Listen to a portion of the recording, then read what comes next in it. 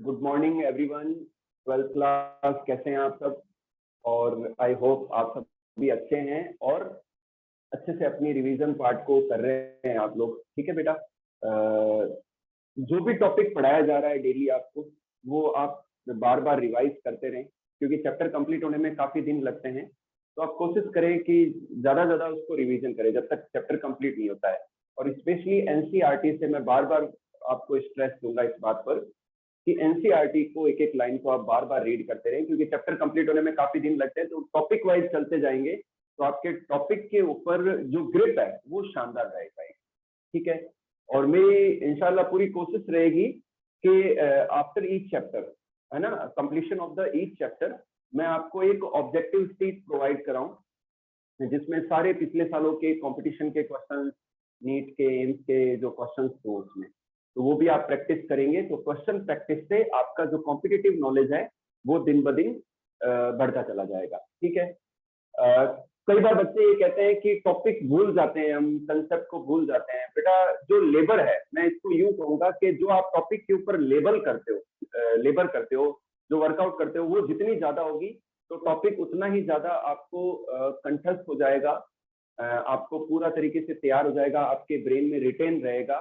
तो जितनी ज्यादा टॉपिक पर मेहनत करेंगे, ज्यादा टाइम इन्वेस्ट करेंगे, तो वो टॉपिक ज्यादा रिटेन करेगा आपके दिमाग के अंदर। कल हम डिस्कस कर रहे थे एम्ब्रियो सेक, है ना। तो एम्ब्रियो सेक एक फीमेल गैमेटोफाइट है। ठीक है। तो उसकी स्ट्रक्चर ड्रॉ कर रहा हूं मैं, और इसमें इंपॉर्टेंट पार्ट भी है कि ये 7 सेल्ड 8 न्यूक्लिएट स्ट्रक्चर होती है। तो ये कंपटीशन में आता है कि 7 सेल्ड और 8 न्यूक्लिएट स्ट्रक्चर का क्या मीन है।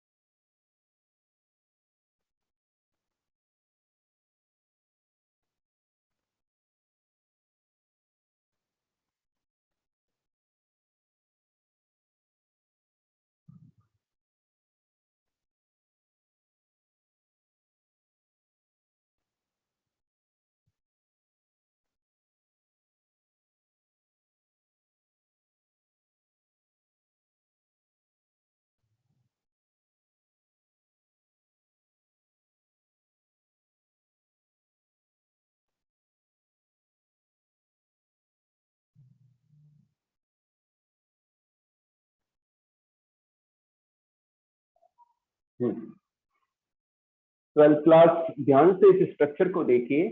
ये जो स्ट्रक्चर है एक एम्ब्रियो सेक की है, और ये एम्ब्रियो सेक एक तो फीमेल गैमेटोफाइट है जिसके अंदर जो है फीमेल गैमेट पाया जाता है। ठीक है, ये स्ट्रक्चर बच्चों है 7 सेल्ड है, 8 न्यूक्लिएट स्ट्रक्चर है। मतलब एंजियोस्पर्म के अंदर जो एम्ब्रियो सेक बनता है उसमें 7 सेल्स होती हैं और 8 न्यूक्लियस होते हैं। यहां देखिए बच्चों, एक सेकेंड,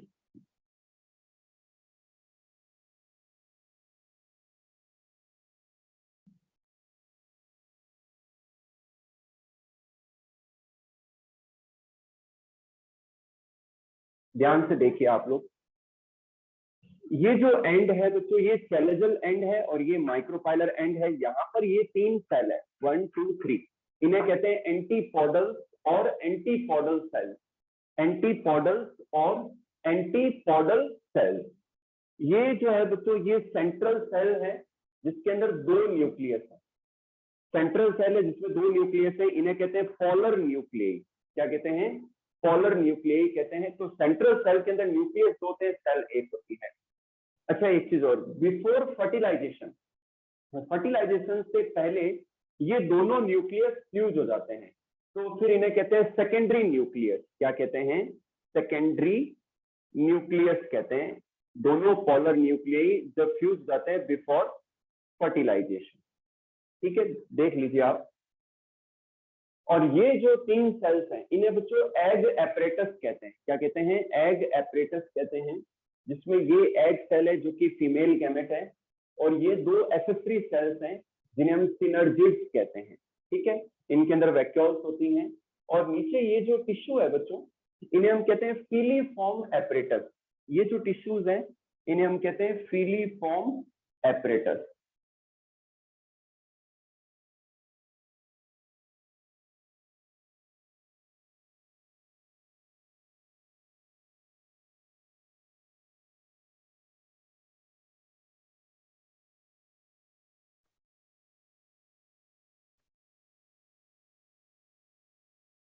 हाँ, इन्हें फिलीफॉर्म एपरेटस कहते हैं। तो ये जो फिलीफॉर्म, जो पॉलन ट्यूब है, मेल गैमेट को लेके जो पॉलन ट्यूब आती है वो ओव्यूल के माइक्रोपाइल से एंटर होती है, फिर फिलीफॉर्म एपरेटस उन्हें गाइड करते हैं सिनर्जिड्स में एंटर होने के लिए, फिर मेल गैमेट एग सेल तक पहुंचता है। तो ये स्ट्रक्चर है बच्चों 7 सेल्ड 8 न्यूक्लिएट। और यहाँ पर एक चीज बता दूं आपको, जब पॉलन ट्यूब फिलीफॉर्म एपरेटस के द्वारा किसी एक सिनर्जिड में, या तो इसमें या इसमें जब एंटर होती है, तो ये जो सिनर्जिड्स हैं ये बर्स्ट हो जाती हैं, जो सिनर्जिड है बर्स्ट हो जाती है या डीजनरेट हो जाती है, तभी तो वो आगे फिर मूव कर पाता है मेल गैमेट। ठीक है, तो ये स्ट्रक्चर देख लीजिए आप। और हर टॉपिक को बच्चों अपन आराम से करेंगे, बड़े ही सही से करेंगे। ऑनलाइन क्लासेज है अपनी, तो कहीं कोई दिक्कत नहीं आए आपको। ठीक है, इसके बाद में जो भी डाउट्स हो आप बाद में कॉल करके या व्हाट्सएप करके पूछ सकते हैं। ठीक है, मैं रफ कर रहा हूँ इसको।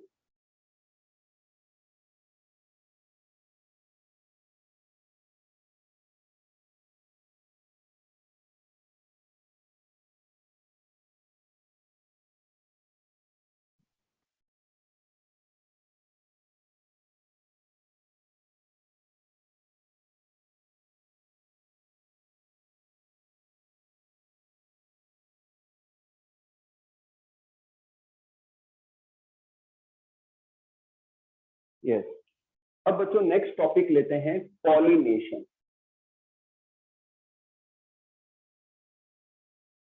पॉलिनेशन बच्चों, पहले हमने प्री फर्टिलाइजेशन जो इवेंट्स और स्ट्रक्चर्स है वो पढ़ लिया हमने, कैसे पॉलन ग्रेन खुलते हैं, कैसे एम्ब्रियो शेप बनता है, ये सब हमने डिस्कस कर लिया। अब बात करते हैं कि जो मेल गैमेट्स हैं, प्लांट के अंदर मेल गैमेट्स भी नॉन मोटाइल होते हैं और जो फीमेल गैमेट्स हैं वो भी नॉन मोटाइल होते हैं। ठीक है, तो मेल गैमेट कैसे फीमेल पार्ट तक और फीमेल गैमेट तक पहुंचे, तो यहाँ पर हम नेक्स्ट जो टॉपिक ले रहे हैं पॉलिनेशन। बच्चों एंथर से पॉलन ग्रेन के निकलने के बाद एंथर से पॉलन ग्रेन के निकलने के बाद पॉलन ग्रेन का फीमेल पार्ट तक पहुंचना, फीमेल पार्ट के स्टिग्मा तक पहुंचना, इसे हम कहते हैं पॉलिनेशन। इसे हम क्या कहते हैं? Pollination. The transfer of pollen grain, the transfer of pollen grain from anther to the stigma of the pistil of a flower is called pollination. इसे हम क्या कहते हैं? पॉलिनेशन कहते हैं। पॉलिनेशन के कई सारे टाइप्स हैं बच्चों। तो मेनली जो है, मेनली तो 2 टाइप्स में मैं डिवाइड करूंगा, self pollination and cross pollination. अब सेल्फ पॉलिनेशन में भी 2 पार्ट हैं कि अगर जो पॉलन ग्रेन है अगर सेम फ्लावर के पिस्टिल तक गिरे तो उसे हम कहते हैं सेल्फ पॉलिनेशन। और अगर पॉलन ग्रेन किसी एक प्लांट के एक फ्लावर से रिलीज होके उसी सेम प्लांट के दूसरे फ्लावर पर ट्रांसफर हो जाए तो वो भी सेल्फ पॉलिनेशन ही है। तो इनको हम 2 हिस्सों में बांट लेंगे सेल्फ पॉलिनेशन को। एक तो है ऑटोगैमी, ऑटोगैमी, ठीक है। ऑटोगैमी क्या है? और ऑटोगैमी में भी मैं आपको 2 चीजें और बताऊंगा, कैस्मोगैमस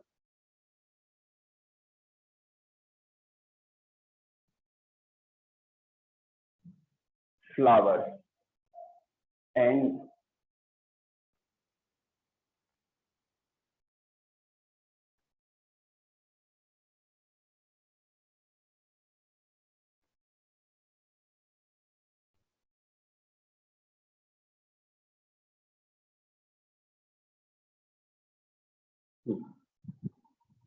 बच्चों ध्यान से देखिए, ऑटोगैमी क्या है कि अगर किसी प्लांट में जो फ्लावर है बाइसेक्सुअल है, यदि किसी प्लांट में जो फ्लावर्स हैं वो बाइसेक्सुअल हैं, ठीक है, और एंथर से पॉलन ग्रेन निकल के सेम फ्लावर के स्टिग्मा पर, के पिस्टिल के स्टिग्मा पर अगर गिरता है तो उसे हम ऑटोगैमी कहते हैं। क्या कहते हैं? ऑटोगैमी कहते हैं। और इस तरीके से फर्टिलाइजेशन के बाद जो जाइगोट बनेगा, एम्ब्रियो बनेगा और नए सीड बनेंगे, तो जो नया प्लांट है वो एकदम सेम टू सेम होगा अपने पेरेंटल प्लांट का, ठीक है, क्योंकि उसमें जो क्रोमोसोम कंपाइल हुए हैं, साथ में आए हैं, वो एक ही प्लांट, ठीक है। अब यहाँ पर बच्चों इसे हम ऑटोगैमी कहते हैं। अब यहाँ पर 2 टर्म्स हैं, कैस्मोगैमस फ्लावर, ऐसे फ्लावर जो ओपन रहते हैं, ऐसे फ्लावर जो ओपन रहते हैं तो और हैं बाइसेक्सुअल, लेकिन सेल्फ पॉलिनेशन के अलावा उनमें क्रॉस पॉलिनेशन के चांस भी रहते हैं, किसी और फ्लावर या किसी और प्लांट के पॉलन ग्रेन आके भी गिर सकते हैं। तो ऐसे फ्लावर को हम कैस्मोगैमस फ्लावर कहते हैं। सेकंड लेते हैं क्लैस्टोगैमस फ्लावर। क्लैस्टोगैमस फ्लावर यानी कि जो फ्लावर बंद रहते हैं, एनक्लोज रहते हैं, क्लोज रहते हैं, तो उनके अंदर ऑटोगैमी के चांसेस बिल्कुल ही बढ़ जाते हैं, क्रॉस पॉलिनेशन के चांसेस बिल्कुल ना के बराबर रहते हैं, क्योंकि बंद है। तो और बंद होने से क्या होता है कि जो एंथर और स्टिग्मा है वो और ज्यादा पास पास आ जाते हैं, एंथर और जो पिस्टिल है वो और पास पास आ जाते हैं, तो सेल्फ पॉलिनेशन के चांसेस 100% रहते हैं, ठीक है। तो ऐसे बंद फ्लावर को हम क्या कहते हैं? क्लैस्टोगैमस फ्लावर कहते हैं, जैसे कि वियोला एंड ऑक्जेलिस, ठीक है। तो ये ऑटोगैमी का पार्ट था। सेकंड हम लेते हैं बच्चों गिटोनोगैमी। गिटोनोगैमी,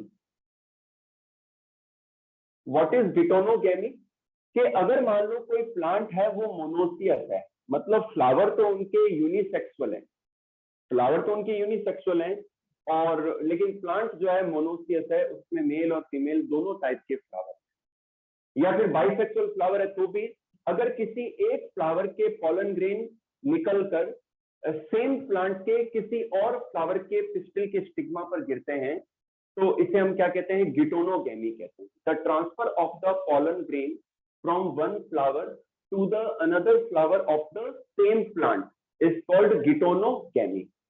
तो इस तरीके से फर्टिलाइजेशन के बाद जो सीड बनते हैं और जो नए प्लांट बनते हैं वो जेनेटिकली सिमिलर होंगे ऑटोगैमी के। जैसे ऑटोगैमी में सिमिलर प्लांट प्रोड्यूस होते हैं अपने पेरेंट के, वैसे ही गिटोनोगैमी के अंदर भी जेनेटिकली सिमिलर प्लांट ही प्रोड्यूस होंगे, बावजूद इसके कि पॉलन ग्रेन अलग अलग फ्लावर के, ठीक है ना। तो ये दोनों ही वैसे सेल्फ पॉलिनेशन का पार्ट था। जैसे कि कुकरबिट, जो कुकरबिट प्लांट्स हैं इनके अंदर ऐसा देखने को मिलता है। थर्ड हम लेते हैं xenogamy. Third one is the xenogamy. Yes. Third one is the बेटा जीनोगेमी। जीनोगेमी क्या है? It is the actually cross pollination, कि अगर किसी प्लांट के फ्लावर से पॉलन ग्रेन निकलकर किसी अनदर प्लांट के फ्लावर पर गिरते हैं तो उसे हम कहते हैं क्रॉस पॉलिनेशन और xenogamy. The transfer xenogamy, the transfer of the pollen grain from one plant flower of one plant to the flower of another plant is called xenogamy. इसे हम क्या कहते हैं? जीनोगेमी कहते हैं। और इसमें एक्चुअली में क्या होता है कि जब फर्टिलाइजेशन होता है तो दो डिफरेंट प्लांट के जो गैमेट्स हैं, मेल एंड फीमेल, वो पास पास आते हैं, वो फ्यूज होते हैं, फर्टिलाइज करते हैं, और इनसे जो नया प्लांट प्रोड्यूस होता है वो हाइब्रिड होता है दोनों प्लांट का, जो दो डिफरेंट प्लांट हैं या दोनों पेरेंटल प्लांट के कैरेक्टर होते हैं, थोड़ा सा डिफरेंट होता है नया प्लांट। ठीक है, तो ये तीन टाइप्स है बच्चों। नेक्स्ट लेते हैं एजेंट्स ऑफ पॉलिनेशन।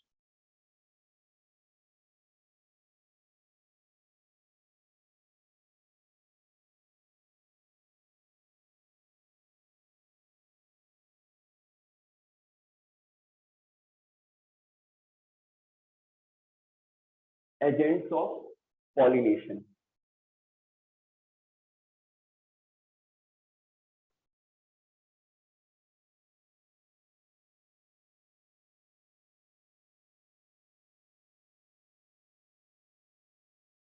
बेटा आप सब रेगुलर रहें, क्योंकि ऑनलाइन सेटअप ये इस साल भी थोड़ा चलेगा, तो आप सब रेगुलर रहेंगे तो कनेक्ट कर पाएंगे। अगर आप रेगुलरिटी रखेंगे तो टॉपिक के साथ में कनेक्ट कर पाएंगे और कहीं कोई डाउट नहीं रहेगा।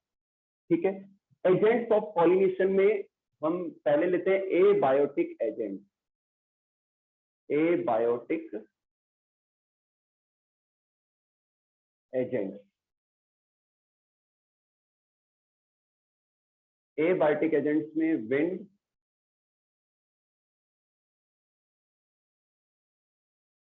एंड वाटर, एंड सेकंड लेते हैं बायोटिक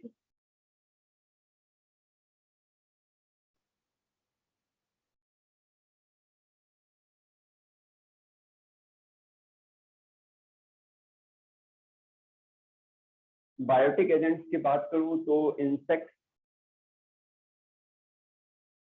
बर्ड्स, बैट्स, ह्यूमन। अब बच्चों ये जरूरी है कि पॉलिनेशन हो, पॉलिनेशन होगा तभी तो जो मेल गैमेटोफाइट पॉलन ग्रेन है वो फीमेल पार्ट तक पहुंच पाएंगे। तो पॉलन ग्रेन को फीमेल पार्ट तक पहुंचाने के लिए कई सारे माध्यम हैं, मीडियम है, एजेंट्स हैं। तो यहाँ पर अपना नेक्स्ट टॉपिक है agents of pollination.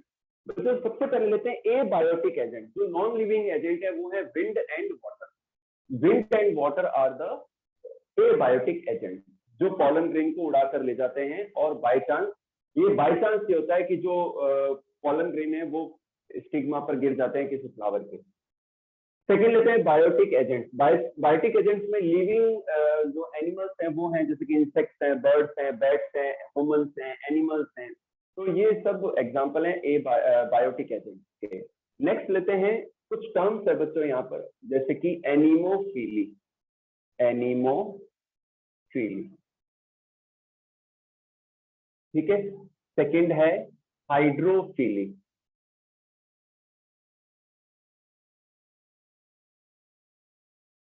Third is the, अच्छा हाइड्रोफिली में भी दो हैं, एक तो है हाइफिड्रोफिली,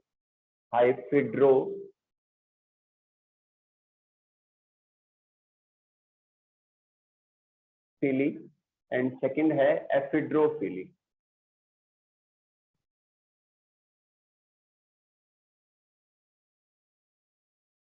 और थर्ड है entomophily. And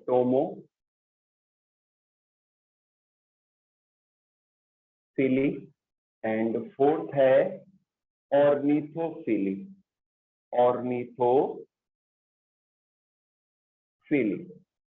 and fifth one is the चिरोप्टेरोफिली।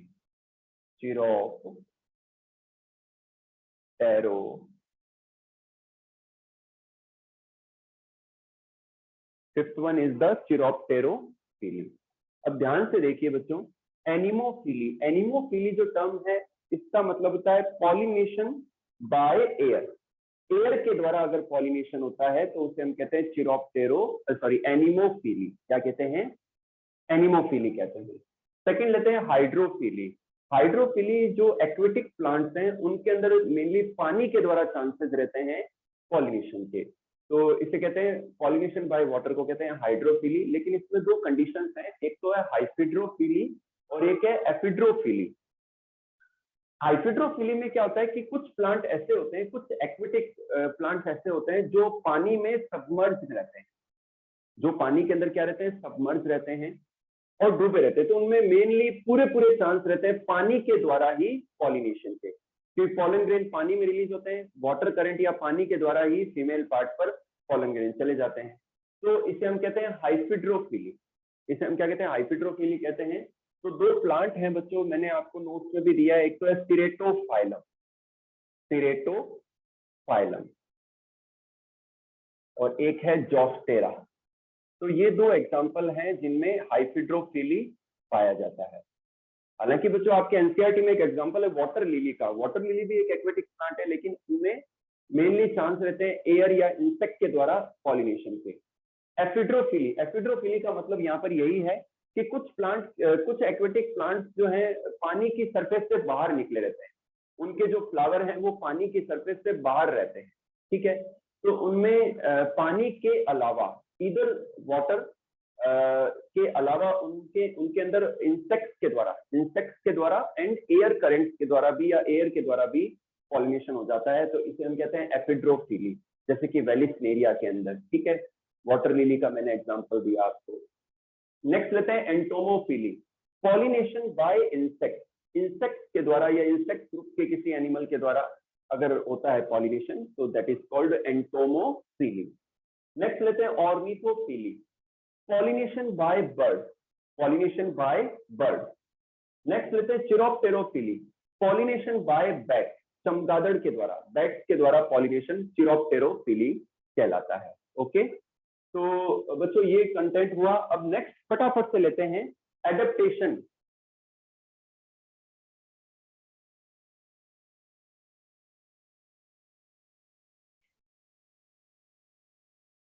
Adaptation in flowers for pollination.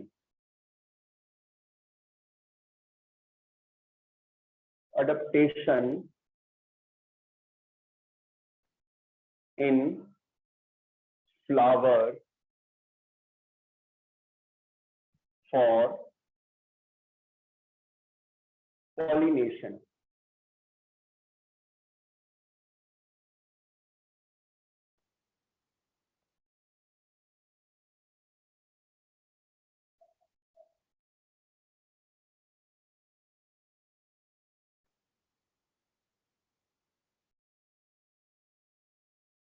हाँ, इसमें सबसे पहले लेते हैं for wind pollination. For wind pollination.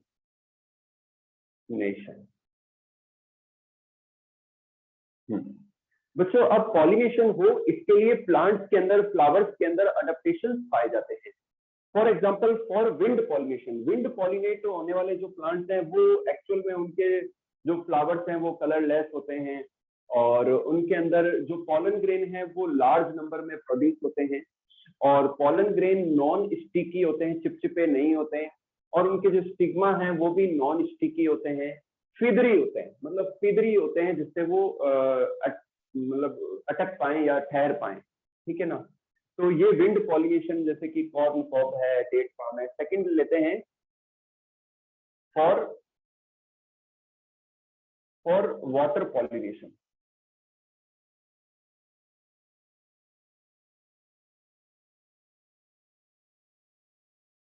Yes बच्चों वाटर पॉलिनेशन के लिए, वाटर पॉलिनेशन करने वाले जो प्लांट्स हैं इनके अंदर भी फ्लावर कलरलेस होते हैं, इनके जो फ्लावर्स होते हैं कलरलेस होते हैं और इनमें भी जो पॉलन ग्रेन है वो लार्ज नंबर में प्रोड्यूस होते हैं। लेकिन क्योंकि ये एक्वेटिक प्लांट्स में होता है तो जो पॉलन ग्रेन है वो प्रोटेक्टेड रहते हैं। पॉलन ग्रेन को एक म्यूसिलेजिनस जो लेयर है वो सराउंड करती है, कवर किए रखती है, जिससे वो पानी के अंदर खराब ना हो पाए। तो म्यूसिलेजिनस लेयर की वजह से प्रोटेक्टेड रहते हैं। ठीक है, तो कई सारे जो एक्वेटिक प्लांट हैं, वेलिस्नेरिया है और भी कई सारे प्लांट हैं, उनके अंदर वाटर पॉलिनेशन पाया जाता है।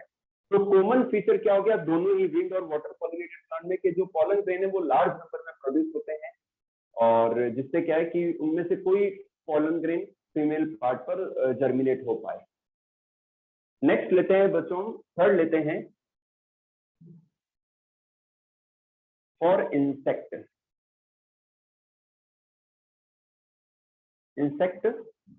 पॉलिनेशन। अब बच्चों ध्यान रखना, जो कोई एनिमल है, मान लो इंसेक्ट ग्रुप है, वो पॉलिनेशन क्यों करवाएंगे, उनको क्या फायदा है। तो बच्चों जो इंसेक्ट पॉलिनेशन करने वाले जो प्लांट हैं या फ्लावर हैं जिनके अंदर इंसेक्ट पॉलिनेशन पाया जाता है, तो उनके जो फ्लावर्स होते हैं अट्रैक्टिव होते हैं, कलरफुल होते हैं, फ्रेग्रेंस होती है उनमें, और उनके अंदर नेक्टर प्रोड्यूस होता है, मकरंद का प्रोडक्शन होता है। तो जो इंसेक्ट्स आते हैं वो एक्चुअल में फूड के लिए आते हैं, एक्चुअल में किसके लिए आते हैं, फूड के लिए आते हैं, नेक्टर कलेक्शन के लिए आते हैं। और इसी दौरान जो पॉलन ग्रेन है वो उनकी डॉर्सल सरफेस पर अटक जाते हैं, और फिर वो इंसेक्ट किसी और प्लांट के फ्लावर पर जाते हैं, तो वहां वो जो डस्ट कर देते हैं, पॉलन ग्रेन को डस्ट कर देते हैं। ठीक है, तो ये अडेप्टेशन है इंसेक्ट पॉलिनेशन प्लांट की। अब रिवार्ड क्या है, जो पॉलिनेटर्स हैं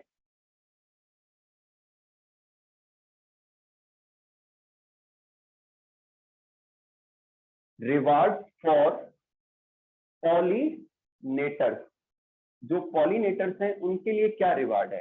तो सबसे इंपॉर्टेंट थिंग ये है कि जो इंसेक्ट पॉलिनेशन शो करते हैं, तो उनके अंदर जो इंसेक्ट्स हैं वो पॉलन ग्रेन को एज ए फूड लेने के लिए आते हैं, और इसके अलावा जो नेक्टर है उसको भी वो लेते हैं एज ए फूड, तो ये उनका रिवार्ड है।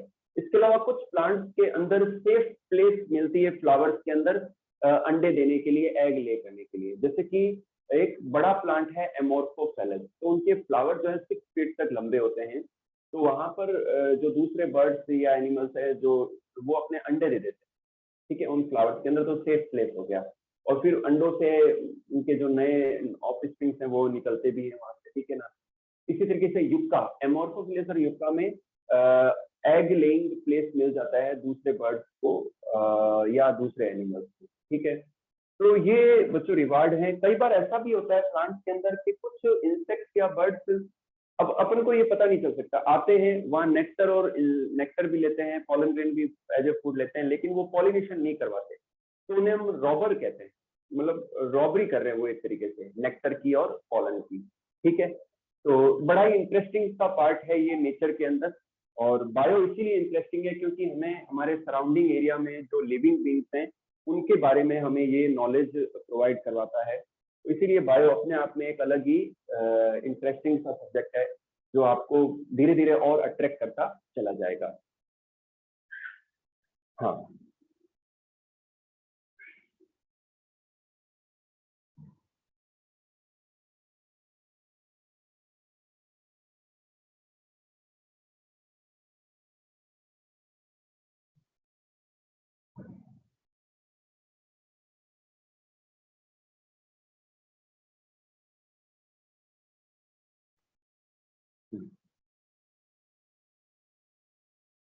बच्चों नेक्स्ट टॉपिक है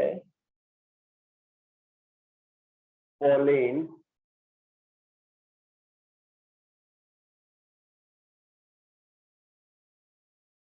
pistil interaction.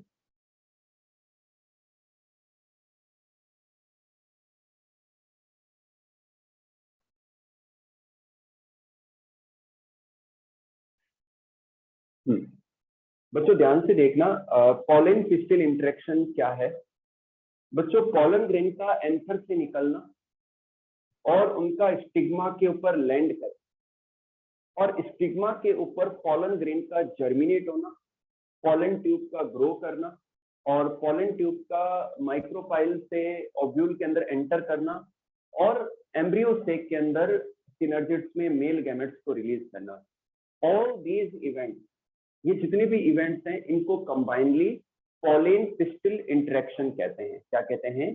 Pollen pistil interaction कहते हैं। दोबारा सुन लीजिए, the transfer of pollen grain from anther to the stigma of a pistil, the germination of pollen grain into pollen tube, the entrance of pollen tube into the ovule through micropyle, and the release of male gametes by pollen tube into the embryo state is all these